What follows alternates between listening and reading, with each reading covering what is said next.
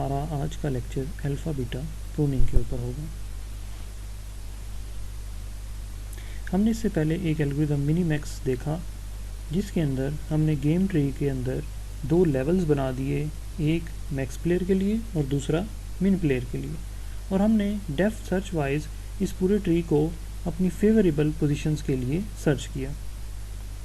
अब हम देखेंगे कि क्या हमें तमाम ब्रांचेस को सर्च करने की ज़रूरत है। अल्फ़ा बीटा प्रूनिंग हमें मदद देता है कि हम ऐसी तमाम स्टेट्स को प्रून यानी हम उनकी काट छांट कर दें जो हमारे फेवरेबल नहीं हैं।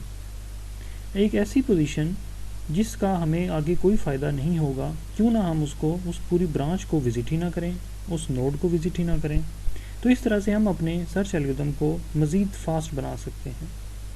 और अगर हमें पता हो कि ये ट्री की ये वाली ब्रांच हमें हमेशा एक बैड पोजीशन में ले जाएगी या हमारे अपोनेंट को वो एज दे देगी, तो हम उस ब्रांच को सर्च ही ना करें। फॉर एग्ज़ाम्पल टिक टैक टू के केस के अंदर अगर हम कुछ देर के लिए इन स्कोर्स को अगर हम इग्नोर कर दें और इस दरमियान वाली इस सब ट्री को देखें, तो हमें पता ये लगता है कि अगर हम अपनी वो ह्यूरिस्टिक जिसके ऊपर हम विनिंग लाइंस की कैलकुलेशन कर रहे थे, यानी एक पोजीशन के ऊपर, एक गिवन पोजीशन के ऊपर एक्स के कितने चांसेस हैं वो लाइन ड्रा करने के, हॉरिजॉन्टल, वर्टिकल, यानी किसी कॉलम में, किसी रो में या किसी डायगोनल के ऊपर, हम उसकी काउंटिंग कर रहे थे। और उन काउंटिंग में हम दो प्लेयर्स यानी मैक्स माइनस मिन या क्रॉस माइनस नॉट्स, इन दोनों का स्कोर सब्ट्रैक्ट करके हम एक ह्यूरिस्टिक की वैल्यू कैलकुलेट कर रहे थे। तो हम देखें कि अगर हम अपने इस पूरे सब ट्री के अंदर जितने भी स्कोर्स देखें तो कहीं भी वो हमें पॉजिटिव नहीं मिल रहे, वो तमाम के तमाम नेगेटिव हैं।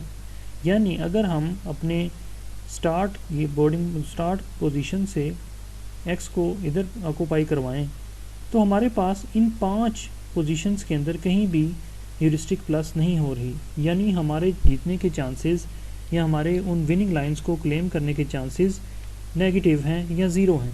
यानी या तो ये गेम फर्दर जाके ड्रा हम एट बेस्ट कर सकते हैं, या इसके अंदर हमारा नॉट जो है वो हमसे जीत जाएगा। तो हमें आखिर क्या ज़रूरत है कि हम इन सारी ब्रांचेस को विज़िट करें। अगर हमें किसी तरह इस नोड के स्टार्ट में ही पता लग जाए कि अगर हम यहाँ मूव करेंगे और फ्यूचर के अंदर हमें कोई फेवरेबल पोजीशन नहीं मिल रही, तो क्यों ना हम इस पूरी की पूरी ब्रांच को ही हम प्रून कर दें, यानी हम इसकी काट छांट कर दें। अब हम अल्फ़ा बीटा प्रूनिंग एल्गोरिथम को एक एग्जाम्पल की मदद से समझते हैं। हमारे पास ये एक गेम ट्री है जिसके अंदर दो प्लेयर यानी मैक्स और मिन, ये दो प्लेयर एक के बाद एक मूव चलेंगे। इस एल्गोरिथम में और मिनीमैक्स एल्गोरिथम के अंदर फ़र्क सिर्फ इन दो पैरामीटर्स अल्फ़ा और बीटा, इन दो पैरामीटर्स का फ़र्क है। अल्फ़ा को हम -इन्फिनिटी जबकि बीटा को हम +इन्फिनिटी से शुरू करते हैं। और साथ में हम एक कंडीशन जो है वो चेक करते हैं कि क्या अल्फ़ा की वैल्यू ग्रेटर देन या इक्वल टू बीटा है। अगर तो है तो फिर हमें फर्दर ट्री को देखने की ज़रूरत नहीं है, हम प्रून करेंगे, यानी हम अपने ट्री की काट छांट कर देंगे अगर ये कंडीशन ट्रू हो जाती है। अब इस केस में चूँकि अल्फ़ा ग्रेटर देन और इक्वल टू बीटा नहीं है, यानी -इन्फिनिटी ग्रेटर देन और इक्वल टू +इन्फिनिटी नहीं है, सो हम अपने ट्री के लेफ़्ट सब चाइल्ड की तरफ या लेफ़्ट सब ट्री की तरफ जाएंगे। अब याद रहे कि अब जब हम एक रूट से उसके सब चाइल्ड की तरफ जा रहे हैं, तो हम अल्फ़ा और बीटा की ये वाली वैल्यूज़ जो कि रूट पे मौजूद हैं वो हम पास कर देंगे अपने अगले चाइल्ड को। ये एल्गोरिथम रिकर्सिव है, इस वजह से जब ये रिकरियन हो रही होगी, जब रूट के ऊपर हम रिकर्सिव कॉल करेंगे, तो अल्फ़ा और बीटा की लोकल कॉपीज़ मेंटेन हो रही होंगी और उनकी एक फर्दर कॉपी जो है वो उनके चाइल्ड की तरफ चली जाएगी। इस केस में अभी अल्फ़ा और बीटा -इन्फिनिटी और +इन्फिनिटी है, सो ये दोनों वैल्यूज़ अगले नोड को पास हो जाएंगी। अब इस नोड के ऊपर हम आकर दोबारा वो कंडीशन चेक करेंगे, क्या अल्फ़ा ग्रेटर देन और इक्वल टू बीटा है। इस सूरत में भी ये कंडीशन फॉल्स होगी और हमें फर्दर नीचे जाना पड़ेगा। अब जैसे ही हम अगली कॉल करेंगे तो हम यही अल्फ़ा और बीटा की वैल्यूज़ को आगे पास कर देंगे और फिर दोबारा हम अल्फ़ा ग्रेटर देन और इक्वल टू बीटा की कंडीशन चेक करेंगे जो कि अभी हमें फॉल्स मिलेगी। तो हम एक लेवल और नीचे चले जाएंगे। यहाँ पर हम जब दोबारा कंडीशन को चेक करेंगे तो हमें फिर दोबारा अपने नेक्स्ट लेवल पे जाना पड़ेगा। इस एग्जांपल के अंदर हमारे पास नेक्स्ट लेवल के ऊपर टर्मिनल नोड्स यानी इसके लीव्स आ रहे हैं। तो जैसे ही ये अपने से अगले लेवल के ऊपर नोड को जब कॉल करेगा तो वहाँ पर लीफ नोड होंगे, तो हमें एक वैल्यू जो है वो हमें रिटर्न होगी। इस एग्जांपल के अंदर फ़र्ज़ कर लें कि ये यहाँ पे 10 लिखा हुआ है। यहाँ कुछ भी हो सकता है, अगर टिक टैक टू गेम है तो इसके अंदर कोई और यूटिलिटी वैल्यू आ सकती है, अगर ये चेस है तो इसके अंदर कुछ और आ सकती है। फॉर एग्ज़ाम्पल यहाँ पे वैल्यू 10 है। अब ये 10 की वैल्यू वापस होगी अपने पेरेंट नोड को, जो कि इस सूरत में मिन है जिसने इसको कॉल किया था। अब इस 10 की वैल्यू को मिन ने किस पैरामीटर को मॉडिफाई करना है, अल्फ़ा को या बीटा को? इस एल्गोरिथम में जब हम रूट से चले थे तो हम सिर्फ और सिर्फ वैल्यूज़ ये जो अल्फ़ा और बीटा की थी इनको पास करते चले जा रहे थे, लेकिन अब हम एक ऐसे लेवल पे पहुंच चुके हैं जहाँ के लीफ नोड आ गए हैं हमारे पास। तो अब हम लीफ नोड की वैल्यू को रिटर्न करवाएंगे उससे इमीडिएट जो ऊपर लेवल है। इस सूरत में ये मिन का लेवल है, मिन ये वैल्यू एक्सेप्ट करेगा और फिर बीटा वाली वैल्यू को ये वैल्यू असाइन कर देगा। अब याद रहे कि अल्फ़ा पैरामीटर हमेशा मैक्स लेवल पे मॉडिफाई हुआ करेगा, जबकि बीटा वाला पैरामीटर हमेशा मिन वाले वैल्यू लेवल के ऊपर मॉडिफाई हुआ करेगा। इस एग्जांपल के अंदर अब हम चूँकि मिन लेवल के ऊपर खड़े हैं तो हम अपने बीटा के पैरामीटर को मॉडिफाई करेंगे। अब ये मॉडिफिकेशन कैसे हम करेंगे? हम बीटा के अंदर मौजूद पहले से जो वैल्यू प्लस इन्फिनिटी है और ये जो अभी हमारे पास 10 वैल्यू आई है, इन दोनों का कंपैरिजन करेंगे। इनमें से जो सबसे स्मॉल होगी इन दोनों वैल्यूज़ में से वो वाली वैल्यू हम बीटा को असाइन कर दें। तो बीटा के अंदर अभी प्लस इन्फिनिटी है और हमारे पास इस लीफ ने हमें 10 रिटर्न किया है। तो अब हम इन दोनों का कंपैरिजन करेंगे तो प्लस इन्फिनिटी और 10 में से जो छोटी वैल्यू है वो ये डेफिनेटली 10 है, तो अब बीटा की वैल्यू 10 हो जाएगी। और इस वैल्यू को 10 जब हमने मॉडिफाई कर दिया तो अब हम दोबारा वो कंडीशन चेक करेंगे, क्या अब अल्फ़ा ग्रेटर देन और इक्वल टू बीटा है?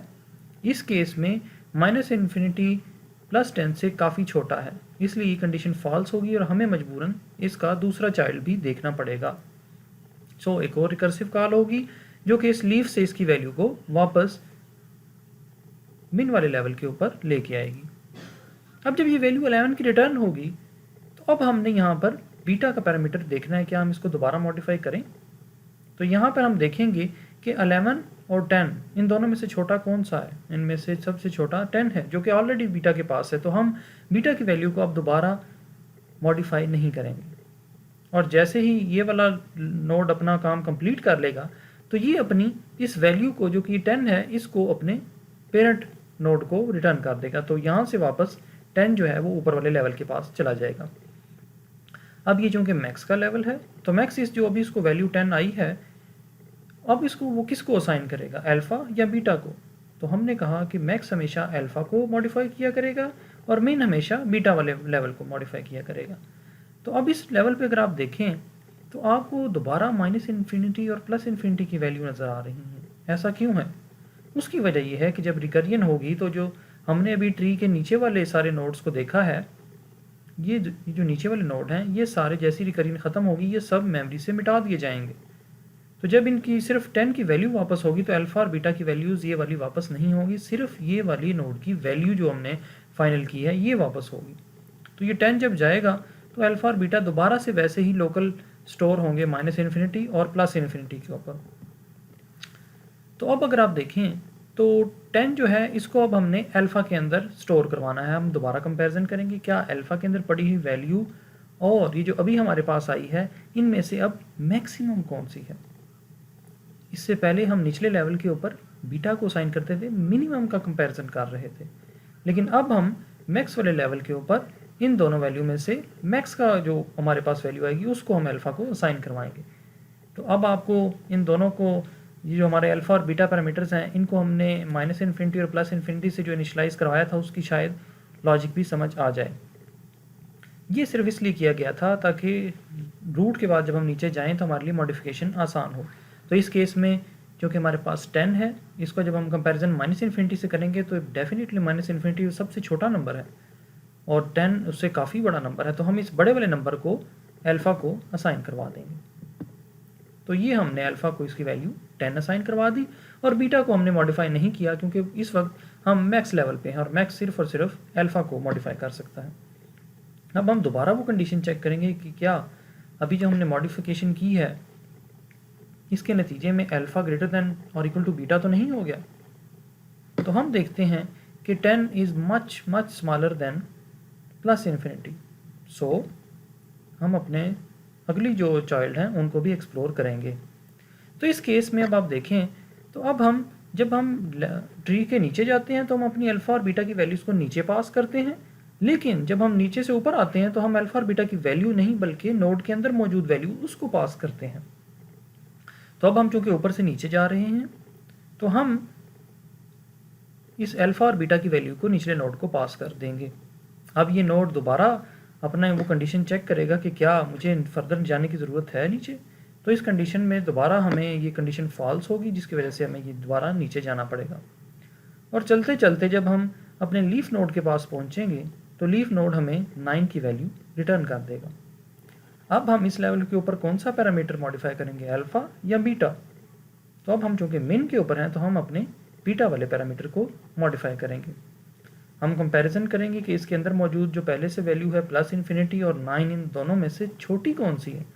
तो 9 हमारी छोटी है तो हम बीटा को 9 की वैल्यू असाइन करवा देंगे। उसके बाद हम दोबारा वो कंपैरिजन करेंगे और ये कंपैरिजन अब ट्रू हो जाएगा।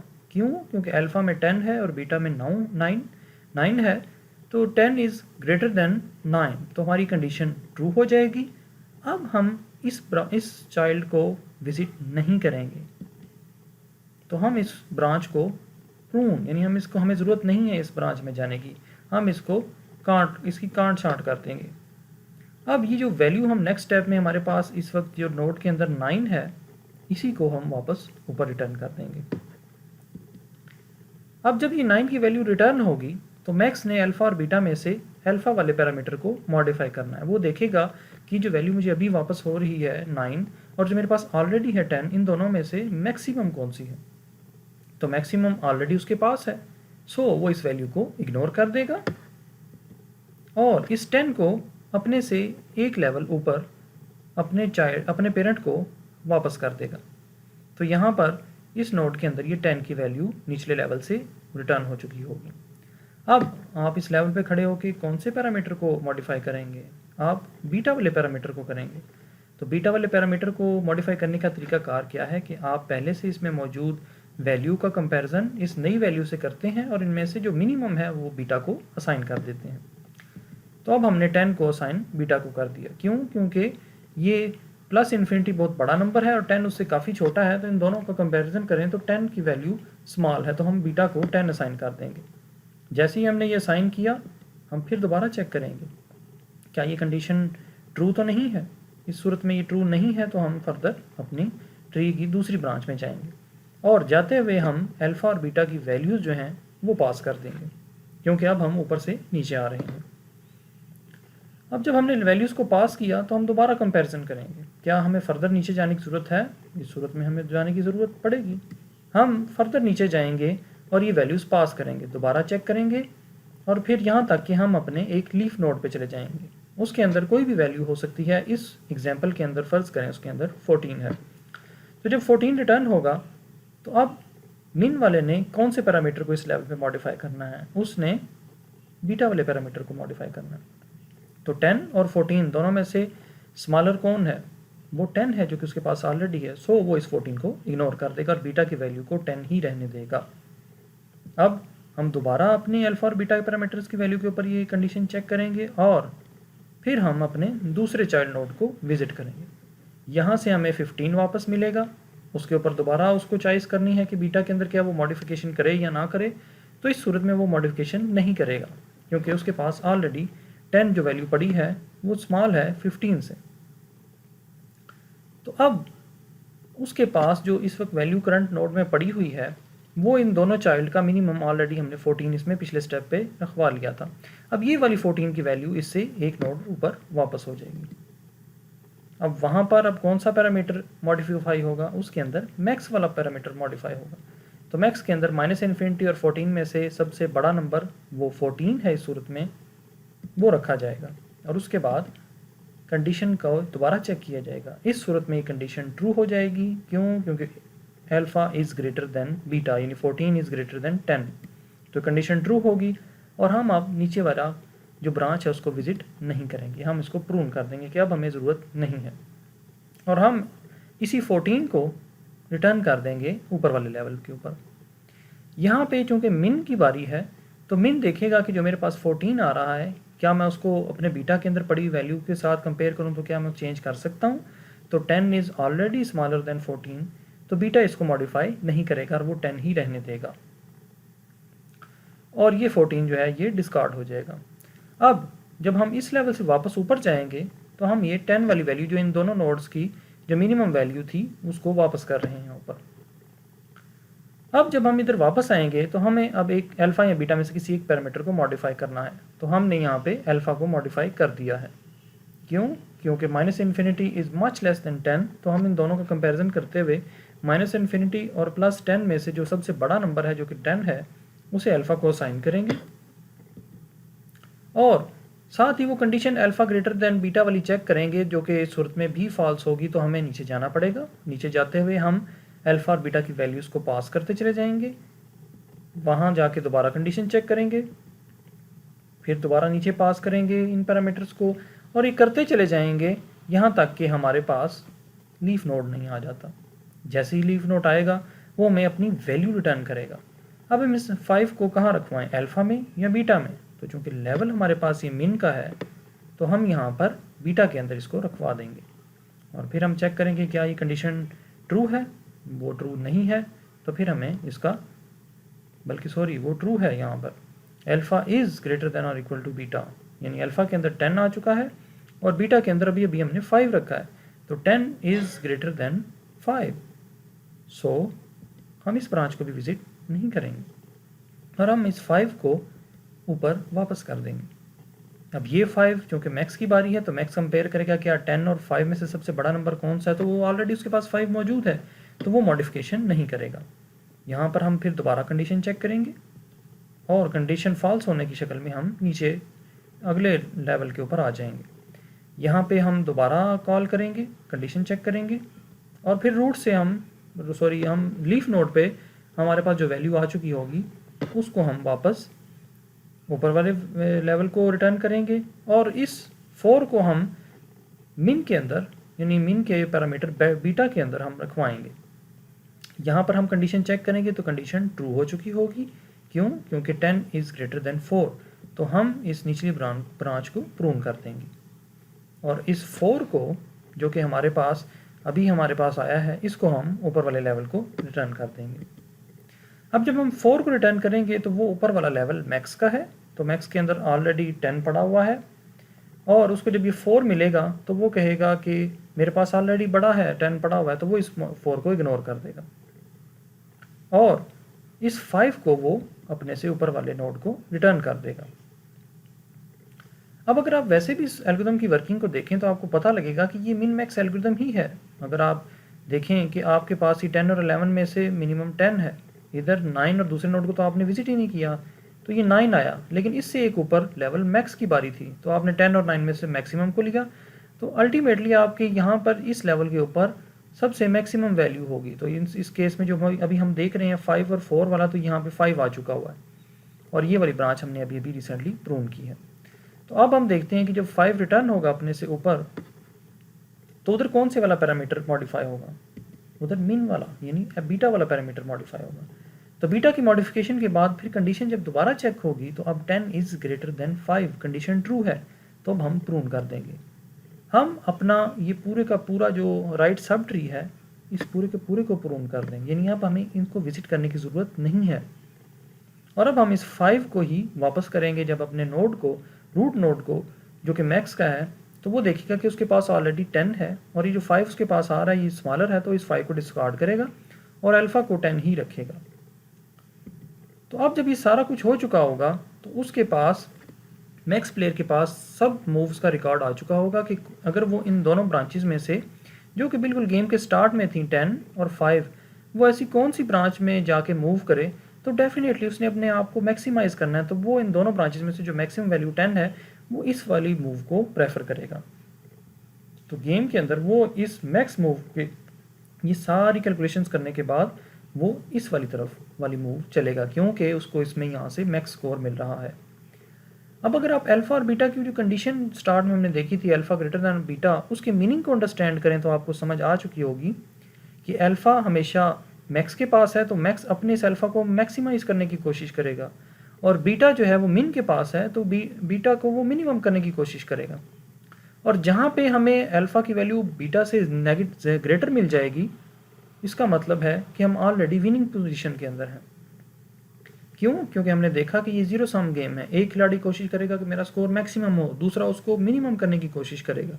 तो अल्फ़ा को जहाँ पे अपनी मैक्सिमम वैल्यू मिल जाएगी बीटा से, उसको ज़रूरत ही नहीं है उस ब्रांच में जाके सर्च करने की। क्यों? क्योंकि उसके अंदर उसको कोई इतना गेन नहीं हो रहा होगा। जैसे इस ब्रांच के अंदर अगर आप देखें तो उसको ऑलरेडी इस 10 वाला उसने कैलकुलेशन कर ली थी कि मुझे 10 यहाँ से मिल रहा है, तो इस 9 के बाद ऑनवर्ड कुछ भी आएगा तो मुझे कोई फ़ायदा नहीं है, तो वो इससे आगे विजिट ही नहीं करता। इसी तरह इस वाले नोड को देखें तो उसको 14 मिल चुका है, जो कि 14 उसके बाद उसको ज़रूरत ही नहीं है कि वो आगे किसी चीज़ को देखे। अब इससे आगे आप देखते जाएं, चलते रहें, तो यहाँ पर उसको कोई फ़ायदा नहीं है। अब देखें यहाँ अगर आप लेवल पे लेवल कंपैरिजन करें तो इस नोड पे जाते हुए उसको 10 का फ़ायदा है और इधर जाते हुए उसको सिर्फ 5 का फ़ायदा है। तो इसका मतलब है कि इस ब्रांच के अंदर आपका जो अपोनेंट है उसको ज़्यादा फ़ायदा होगा, तो आप इस मूव को चलेंगे ही नहीं, बल्कि आप उस मूव को लेंगे जहाँ पे आपको ज़्यादा फ़ायदा है। तो अब अगर आप इस ओरिजिनल गेम ट्री को जो इसके एग्जाम्पल के बिल्कुल स्टार्ट में था उसको अगर आप देखें तो आपको पता लगेगा कि एक्चुअली 31 नोड्स थे इस पूरे ट्री के अंदर जो आपको विजिट करने थे। लेकिन प्रूनिंग के बाद अब आप देखें कि आपके पास काफ़ी सारे नोड्स जो हैं वो रिमूव हो चुके हैं, जिनको आपको सर्च करने की ज़रूरत नहीं है। तो अब देखते हैं कि हमारे पास अब कितने नोड्स बाकी बचे हैं। 1 2 3 4 5 6 7 8 9 10 11 12 13 14 15 16 17 18।